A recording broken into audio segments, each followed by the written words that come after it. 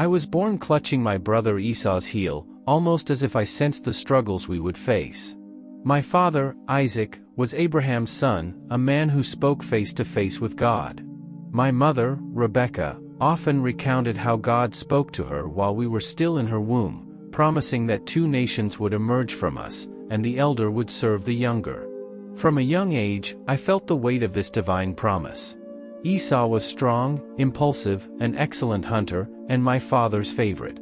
I, on the other hand, preferred the quiet of the tents, learning about the God of my grandfather, gazing at the stars under which he received his promises. My mother, knowing the prophesied destiny, often looked at me with a mix of concern and hope. This duality in our nature sowed a fertile field for conflict, but also for a promise greater than any sibling rivalry. From early on, I knew my life would not be just my own. It was intertwined with a divine promise, a legacy that would shape not only my destiny but that of many generations after me. On a day like any other, while I was cooking a lentil stew, Esau returned from the field, exhausted and famished. He was a man of strong appetites, living for immediate desires, always in pursuit of the next conquest. When he smelled my cooking, he didn't hesitate. "Let me eat some of that red stew, for I am exhausted," he said, driven by a hunger that seemed greater than his life.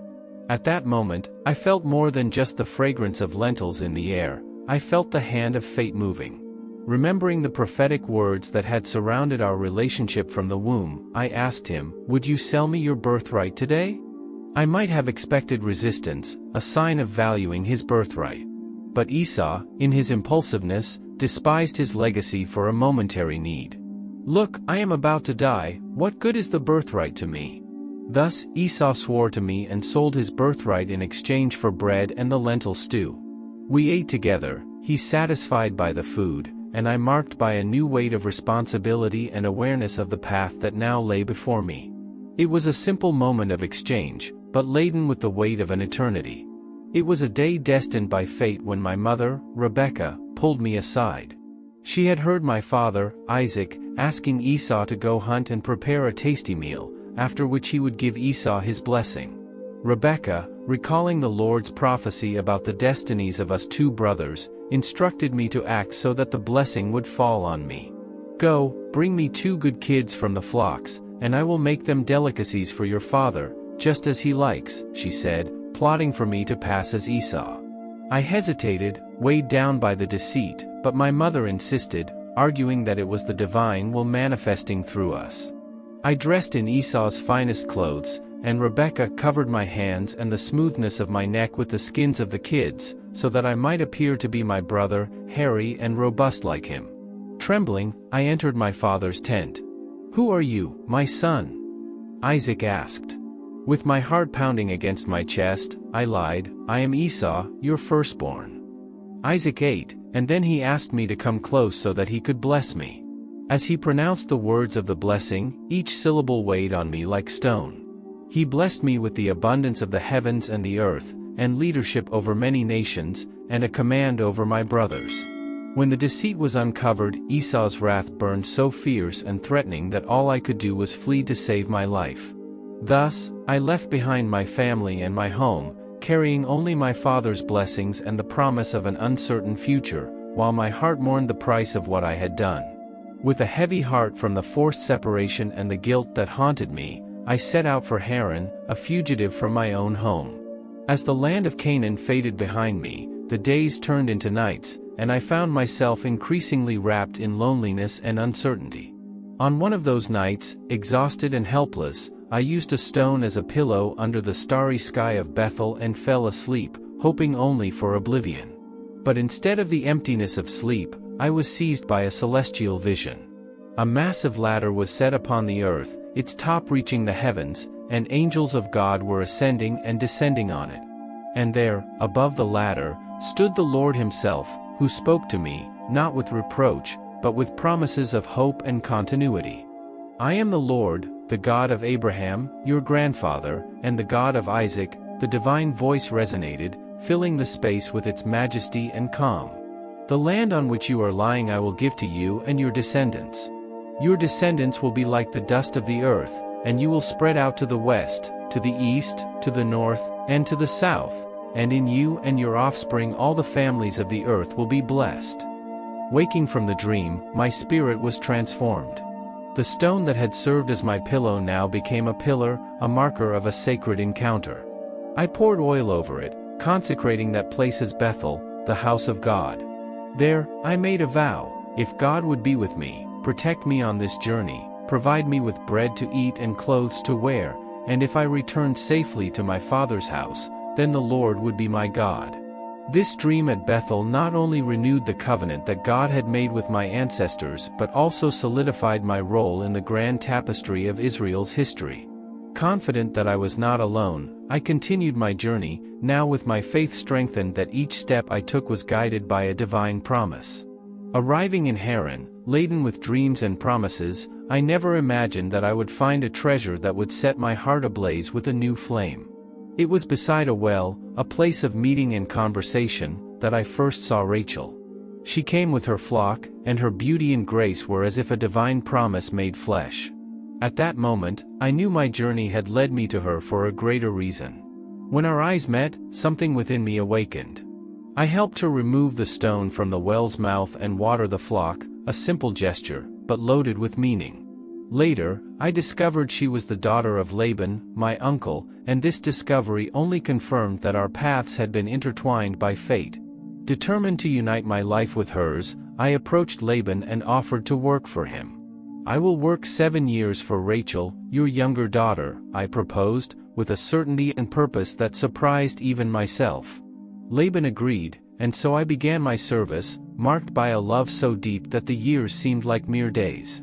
Those 7 years revealed the best of my character.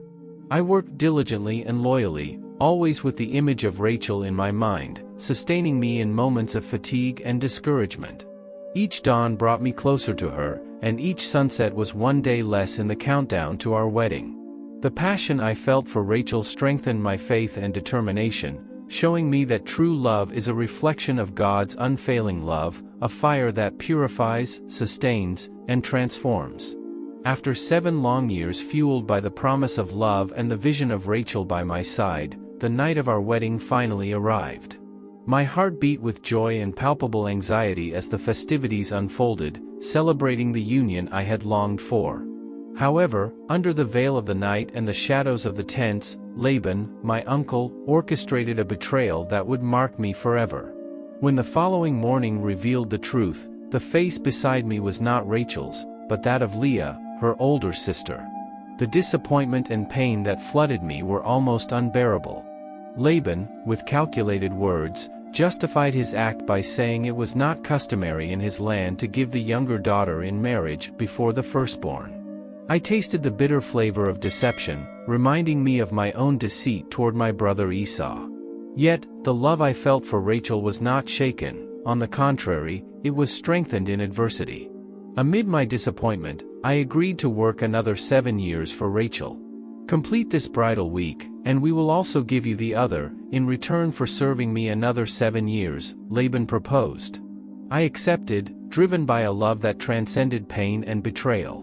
These additional years of work were not just a period of service but a journey of reflection on truth and the consequences of our choices.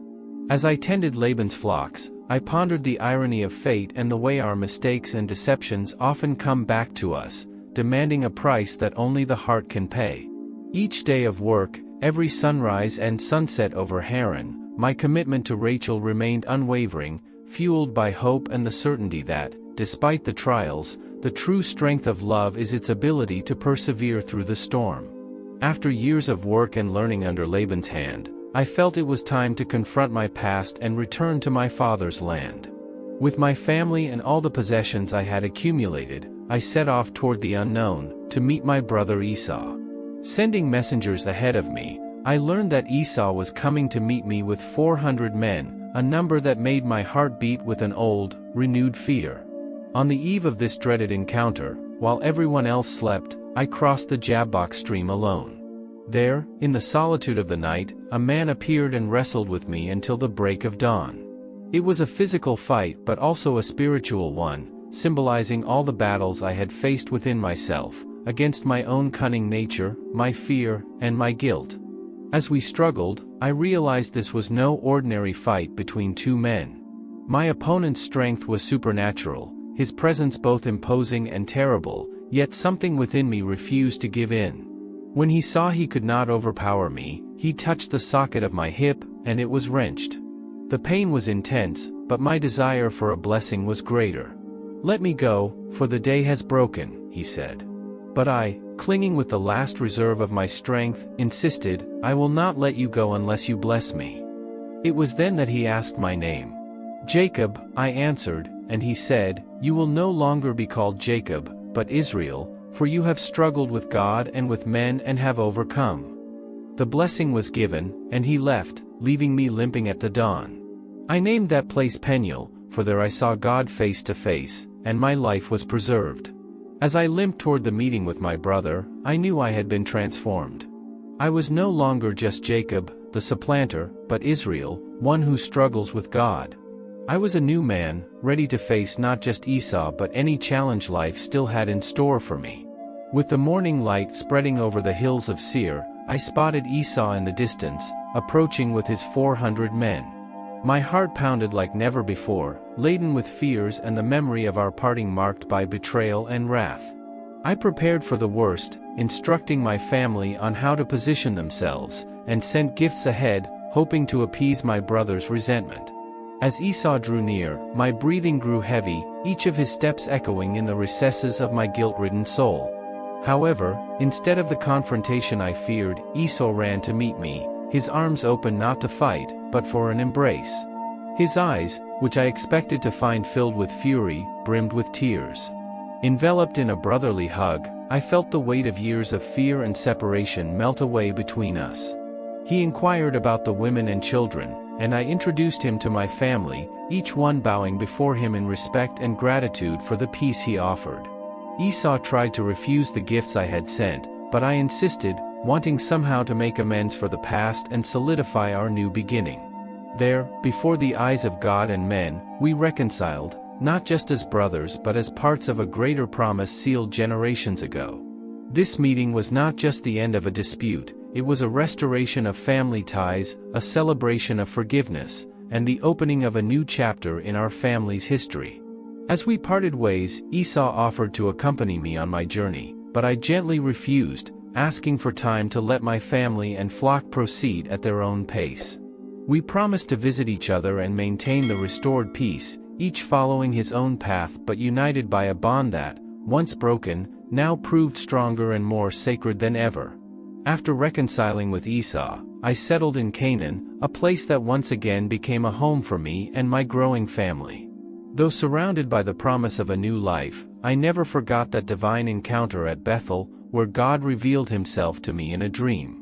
It was there I had made a vow, and now, guided by a divine call, I knew it was time to return to that sacred place to fulfill my promise. With the resolve of a man whose life had been dramatically transformed by the touch of God, I gathered my family and declared it was time to rid ourselves of any traces of idolatry we had brought with us. "Remove the foreign gods among you, purify yourselves, and change your garments," I instructed, wanting each of us to present ourselves before the Lord clean and renewed. They complied, handing over the idols and strange ornaments, which I buried under the oak near Shechem, a symbolic act of renunciation and a new commitment to the God of Abraham and Isaac. Arriving at Bethel, the place where God had manifested himself to me many years before, I felt a deep emotion. The air seemed charged with the divine presence, as if heaven touched the earth right there. I built an altar, using stones that I placed one by one as I recalled the many trials and triumphs of my journey. Each stone was a story, each story, a blessing. As I lit the fire of sacrifice on the altar, I looked up at the sky, feeling the same awe that had gripped me as a young man on the run, sleeping with my head on a stone.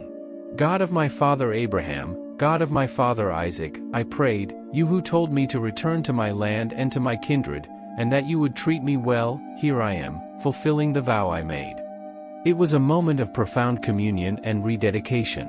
Bethel, the house of God, once again became the epicenter of my faith, a stone memorial erected not just to mark where I had been, but to guide where my family and I would go. It was a declaration that our lives, though filled with the marks of human struggles, were, above all, anchored in the fidelity and promise of God. The years passed, bringing both abundance and loss. I aged in the land of my fathers, but my heart carried a deep sorrow, marked by the supposed death of my son Joseph, who had been the favorite from his birth. The words they told me about his loss, the blood-stained tunic they delivered to me, all weighed on my soul like stones in a deep well. However, as the lands around us were struck by a famine that spread like a plague, unexpected news emerged, guiding my family's steps to Egypt in search of provisions. It was there, in this place of despair and hope, that the course of my life took an unimaginable turn. I discovered that Joseph, my long-lost son, was not only alive but had been elevated to a position of great power, second only to Pharaoh. Reuniting with Joseph was more than I could ever describe. Seeing him, not as the young boy I had lost, but as a grown man, a leader and provider, felt like my heart, broken for years, was instantly healed. He ran to me, and we embraced, crying together for all that had been lost and all that was being restored. It was a miracle, a testament to God's providential hand in our lives. Joseph told me about his journey, the injustices and challenges he faced, and how each event, even the most painful, had been used by God to pave the way for this moment of salvation, not just for our family but for many nations. With him, I brought my family to Egypt, ensuring our security and sustenance. My last years were spent in Egypt, surrounded by my children and grandchildren, witnessing God's promise, which began with Abraham, flowing through the generations. As I blessed each of my children, I saw the tapestry of divine providence, woven with the threads of grace, correction, and redemption. My life, marked by so many flaws and turns, found its rest not in the perfection of my deeds, but in the perfect will of God, who, against all human hope, brought me back to my son and fulfilled his promise to make my descendants a great nation. In the end, my spirit was able to depart in peace, knowing that, though the journey was marked by numerous challenges, God's faithfulness never wavered, and his promise remained firm, a beacon of hope and redemption for all the generations that would come after me. If you were moved by the gripping journey of Jacob and wish to continue exploring the deep stories of the Bible that teach us about faith, perseverance, and God's faithfulness, subscribe to our channel. Here, each story brought to life illuminates the paths of ancient wisdom and eternal truth. Don't miss any of our videos, where the past meets the present in every word and revelation. Subscribe now and join this community seeking to understand and live out God's promises.